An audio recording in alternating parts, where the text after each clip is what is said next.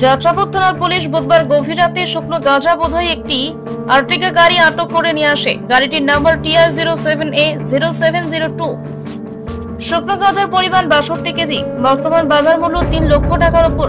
ঘটনার বিবরণ দিতে গিয়ে 8 মে সকাল 10টায় একান্ত সাক্ষাতে তিনি বলেন, গাড়িটি গভীর রাতে সোনামুড়া থেকে যাত্রাবাড়ি থানার সামনে দিয়ে না দিয়ে ভুল পথে যাচ্ছিল ভবানীপুর মুখী হয়ে।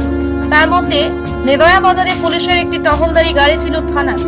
তারা আজ করতে পেরে সিগন্যাল দিলেও গাড়ির অতি দ্রুত গতিতে ভবানীপুর না গিয়ে ঘুরপথে মরুয়াটিলা সড়ক ধরে দক্ষিণ দিকে যাচ্ছিল। এই সময়তে বুধবার থানা ইনফরমেশন করে। সঙ্গে সঙ্গে থানার আরেকটি গাড়িটি এসআর জওয়ানদের নিয়ে বাঁকা পথে ভবানীপুর হয়ে মরুয়াটিলার সড়ক দিকে ধরে পূর্ব দিকে যেতে গাড়ি চালক তড়িঘড়ি গাড়ি থেকে নেমে জঙ্গলে পালিয়ে যায়। তার কারণে এই সময় গাড়িটির একটি চাকা নাকি ব্রাস্ট হয়ে যাওয়ার বিপত্তি ঘটে। ঘটনাস্থলে দুই দিক থেকে পুলিশের গাড়ি আসায় গাঁজা বোঝাই গাড়িটি তল্লাশি চালিয়ে উদ্ধার করে 3 বস্তা শুকনো গাঁজা। তখন প্রায় রাত্রে 3টা বাজে গাড়িটির সহ ভোর রাতেই থানায় নিয়ে আসে পুলিশ। এই অভিযানের নেতৃত্বে দিয়েছেন যাত্রাবাড়ি থানা সাব ইন্সপেক্টর শুভঙ্কর সাহা ও অমর কিশোর দেববর্মা সহ অন্যান্য বেশ কিছু টিএসআর জওয়ান।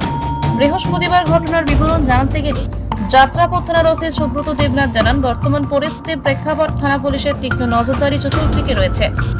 বিশেষ করে সন্ধ্যার পর থেকে বেশ কয়েকটি টহলদারি টিম বিভিন্ন স্থানে তীক্ষ্ণভাবে নজর রেখেই দায়িত্ব পালন করা হচ্ছে। তবে ওসি জানিয়েছেন, এই সমস্ত শুকনো গাঁজা সম্ভবত বাংলাদেশে পাচারের উদ্দেশ্যে নিয়ে যাওয়া হচ্ছিল।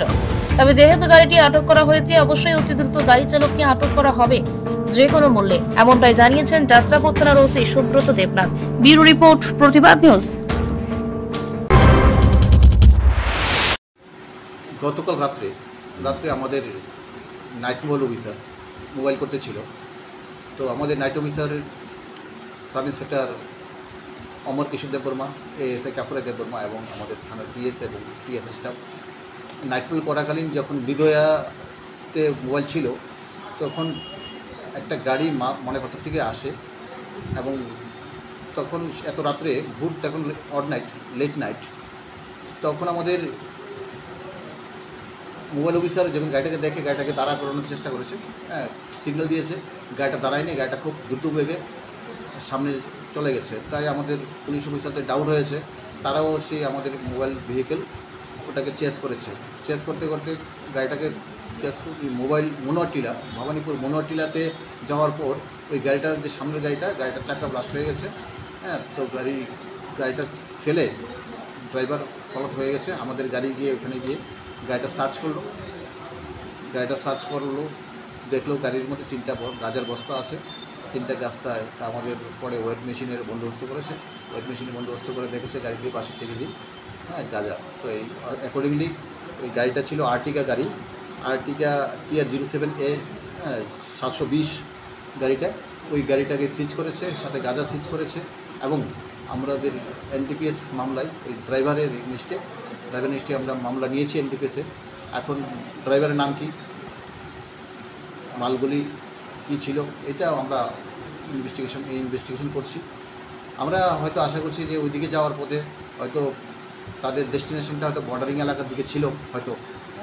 তো যা হোক, এই বিষয়টা আমরা ইনভেস্টিগেশন করছি। ঘটনাস্থলে কাউকে গ্রেপ্তার করা বা ধরা না, যে গাড়িটা যখন ছিল আমরা গিয়ে দেখি ড্রাইভার যেহেতু গাড়ির চাকাটা ব্লাস্ট মেরেছে, যে অভিযুক্ত গাড়িটা, তো ড্রাইভার সাথে সাথে গাড়িটাকে ইয়ে করে পালিয়ে গেছে।